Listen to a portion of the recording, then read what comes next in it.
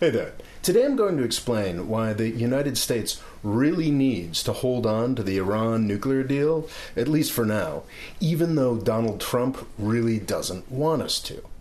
I'll say right off the bat that I support greater peace and openness towards Iran. That just makes sense to me. But no matter what you feel about Iran, if you're at all interested in continued U.S. power and prestige, you should be in favor of maintaining the Iran nuclear deal. Secretary of Defense James Mattis supports maintaining the deal, and he hates Iran. Am I supposed to just forget 241 dead Marines? Of course not, General Mattis, but don't you think enough people have died? I think it was just a few years after Beirut that the U.S. Navy shot down a plane filled with Iranian civilians. Not enough. Well, what about the Iran-Iraq war that the United States supported throughout the 1980s? That killed hundreds of thousands of Iranians. Not enough. Well, at least we agree that the Iran nuclear deal is worth preserving. Yes we do. To explain why the deal is worth preserving, we're going to need to look at recent history in a little more detail than most news sources do. Now, if you get your facts from Fox News, like President Trump does, you probably think the Iran deal was signed in 2015 because Obama is a big wuss and he gave them everything they wanted. That's not how it actually happened. Obama said nice things about Iran from the beginning of his presidency, but he did not do nice things. Obama forced Iran to the table by putting together an unprecedentedly harsh set of international sanctions. There had always been sanctions on Iran, especially from the United States. But what Obama spent his first term doing was creating international sanctions that were adopted by everybody. By July of 2012, Europe had stopped purchasing Iranian gas, and even China was cooperating and slowing down their purchases. This sent the Iranian economy into a tailspin, which forced them to the table. The negotiations started in 2013. U.S. sanctions alone would never have done this. Obama was able to get the world on board with sanctioning Iran because he was liked, trusted, respected and feared by the rest of the world. Donald Trump is only feared, and not in a good way.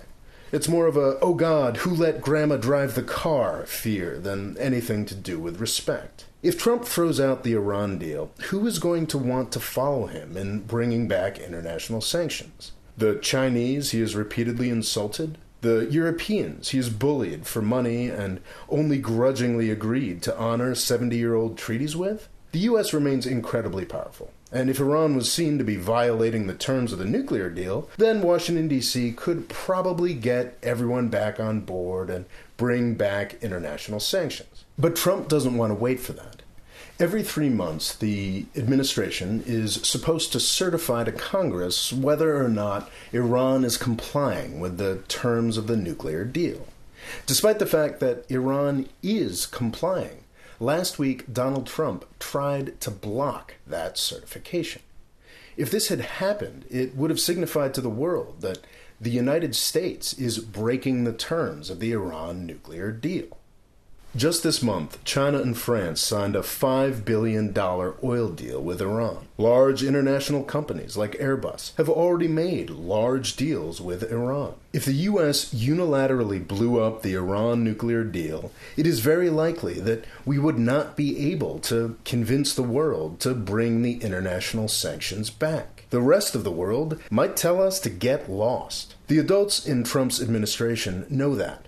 And that's why two of our most well-regarded generals and the former head of one of the world's largest companies ganged up on Trump and made him certify Iran's compliance last week. But Trump wasn't happy. According to some reports, he's put together a new crack team to help him justify killing the deal in 3 months' time. He's sick of the generals and captains of industry and has now turned his Iran policy over to Seinfeld royalty collectors, campus conservatives, and the walking personification of the old adage that Americans will believe anything as long as it's spoken in a British accent. I'm an expert on foreign policy and the Muslims. The Iran nuclear deal survived last week, but it's going to be at risk every 3 months for the remainder of Donald Trump's presidency. I think the end of the nuclear deal would be a tragedy because I really want peace with Iran. But all Americans should be very worried about what happens if we unilaterally end the deal, decide to start sanctions on Iran, and the rest of the world ignores us. That could be the beginning of the end of U.S. leadership, decades before it had to happen. That scenario would be a true Suez moment for the United States. I may talk a little bit more about what that is later on. Thanks for watching. Please subscribe, and if you'd like to help me make more videos like this one, please click on the Patreon link here to find out how. Thanks.